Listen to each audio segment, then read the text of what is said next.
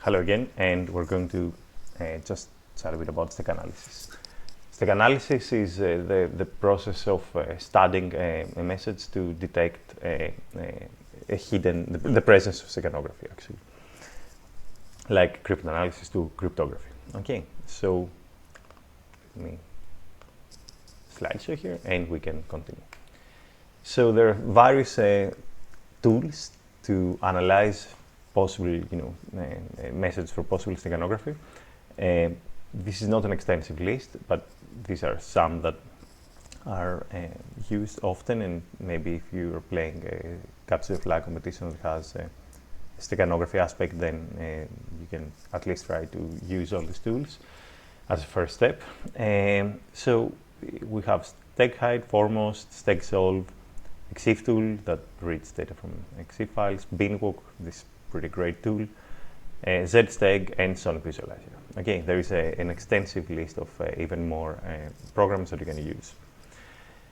But I mean, if you know the general idea of how, since now you know how steganography is performed, you can kind of imagine how you can try to analyze it, and worst case, you can also write your own program. Now, steg solve, for example, has these planes, which are groups of pixels, right? And masks, because a mask is let's say a color that is the baseline, for example, right? Of many other of another group of pixels. So if you can, if you have these planes, you can do a certain transformation on these planes, right? On these groups of pixels. So, for example, you can extract data from these planes. Like you can choose if you're going to go column to column or row to row. Doesn't matter how you iterate over the matrix here, but you can take the data from these pixels on these planes and turn them into a bit stream. Okay. You can also, using steg solve, check what type of the file size, if there are any additional bytes, things like it should detect like things like the officer barb rate, the image that we saw before. It can use a stereogram solver. A stereogram solver is pretty interesting. So if you might have a way to actually encode, like add and overlay an image in a sense in another image in a way that's though not detectable, and then you can do certain operations until the overlaid image is revealed. It has like frame browser, so you might have an animated image, and only on one frame you have something that's a message there, and it's not really evident while you see the video, but this tool can analyze things frame by frame, and you can also combine two different images, maybe the message hidden into a combination of two different images, right? And that will allow you to detect it. Now here is an example of a CTF image that I think it was on PCTF or a couple of years ago. But this was the image that was given to the players, and it has doggy or dodge, I don't know how we're going to pronounce it. And in the end, you can see that you can kind of start seeing the image. And this is a case of what we talked a bit before about like having a second image overlaid on another one, but in a way where the pixels of that comprise the second image that has been overlaid, that has the message, are, for example, maybe they have been added here as LSB steganography. So you take the picture that is in this position of the original image, and then you change it slightly. It's not even evident here, right? But if you manage to do a transformation where you kind of take the nearby pixels of the image and increase their differences, in a sense, this might start becoming evident. So in a sense, like taking two neighboring pixels in the image and like stretching their differences, and that would reveal that message here. So yeah, this was PCDF actually. So you can, Steg is a Java program. Okay, you can download it from the link I'm providing here, and you can watch a small YouTube video on how to use it. Now, Steg is focused on LSB encoding, and Steg actually works only on PNG and PNP files, and this is important to actually make that point here, because JPEG, for example, is a lossy algorithm. It performs compression in a lossy way. So the JPEG image that you see is a compressed file, and it's just a lossy approximation of the original image. So you can't really do LSB transformations on a lossy file, because it's lossy already. Like you need to be doing such a fine transformation like LSB on things that are lossless. So that's why this transformation applies only for PNG files, which are lossless, and also BMP files, which are also lossless. It's just like a bitmap. So in RGB we have this tablets of red, green, blue, and a way to find like if there is any hidden message, which I'm going to show you, is we can do like a distract transformation on the image, and we can put a random function to transform every pixel of our image, and we should normally end up with a random output on the image. So, for example, if we change every value, if it is even, on RGB, if it is even, we'll change it to 0, and if it is odd, the RGB value, we'll change it to 255. Okay, and we do this for both R, G, and B. Okay, this is kind of just a random. It should be like quite random, the input, and it should lead to a kind of random output. So let's see that. This is the original image, and you can see that if we do that on the image here, it's kind of it's kind of random, right? Especially we see some repetition here, but it's because we really don't have a lot of, this is mostly white, right? This part of the image, it doesn't have any variation. It doesn't, move from A to B. So it's really mostly white. So that would be very close to 0, 0, 0, right? So this is kind of evident here. But apart from that, the rest of the image is quite random. It looks like.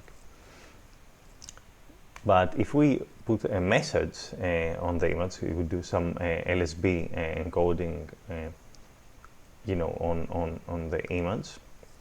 Then by doing the same transformation, we see these lines. And these lines is the text that we have input here, because we have actually hidden there something that's not random. We actually have like a very structured message hidden in this image, and that now can be detected by doing this this operation. And you see these lines there, because that's how our LSB transformer worked. It went and changed every for example line of every little set of pixels here. And now you can also see exactly where in these pixels to look for the hidden message. Now, there is this idea that, for example, if you look at the previous image here, Steg has placed the steganography program has placed the bytes of the text in a very predictable way around here, which is you can easily find it by visual means, or now of course any basic machine learning program can do a transformation and discover it. But what if you were able to hide these blocks into into a way that would be very hard for an eye or a program to detect it. So that kind of goes on the idea of generators here. So you wouldn't just go from block to the next block to the next block. You would have a certain deltas that would make detection pretty hard. And this paper proposes that these deltas have to come from the distribution of prime numbers. So, for example, the Riemann zeta function is a function that would predict, for example, the distribution of a prime sequence. But of course, we can predict primes. You can predict the next prime from the previous known primes, because then we would actually, that's a well-known fact. So by using these differences between the prime numbers, we can generate pretty hard to predict distances for our steganographic algorithms. So this has been done in steganography, and Steg also has ways to crack these little generators here. You can refer to this short video of Steg. Now, BinWalk is a very interesting tool, because it's not really a Steg analysis tool, but sometimes we use it here. It's usually used for analyzing firmware files. So it can analyze a file, it can walk, like, for example, a compressed file, and can decompress all the files that it sees in there, or a packed file like tar, it can again extract it. And it will give you a lot of information on the contents, on what they appear to be, but it can also generate graphs where it actually takes the information entropy of the file at this offset, and you can see the offset of the file and the entropy that is measured at this point. So, for example, an encrypted file should have very, very high entropy, right, constantly.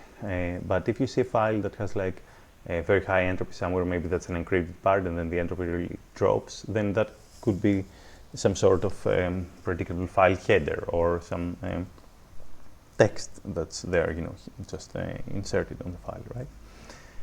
By looking at this entropy graph that I'm going to show you here, on the next image, by looking at this entropy graph, you can kind of see where in the file offset to go, and try to, maybe look more closely on the data using hexdump, maybe, or just by extracting it, and have an idea of what you're probably going to find.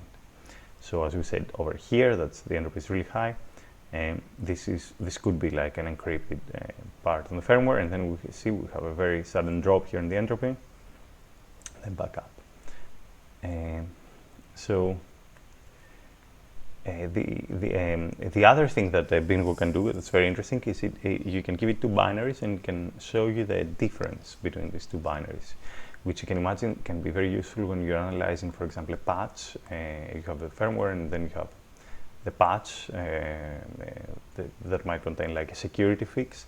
By looking at the difference in the firmware, you kind of know where the security fix might have been applied. So you can kind of start making a plan of attack here if you want to start trying to find what vulnerability the firmware had and how to write an exploit for it, for example.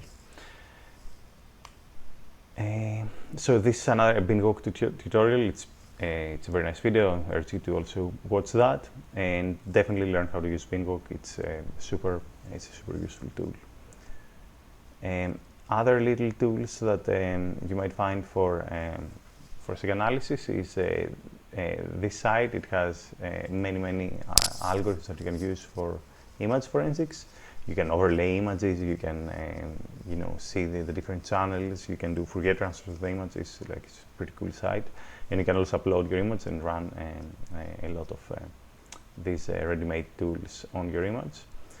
And Also, you can use like Unicode glyphs, right? You can use strange Unicode text, because there are so many, Unicode characters now, and add high text just your Twitter message again if you are doing that. There are some videos here for Steg analysis. You can see how to use Steg hide on this YouTube video that were linked, but also this is a pretty cool video. It's just a person going through the process of getting a bunch of Steg analysis related flags on CTF, and it is a pretty realistic video, and you can see how someone works when they're trying to solve challenges on a CTF. I highly urge you to watch this video because you'll learn a lot of cool tricks. That's it, guys. Thanks for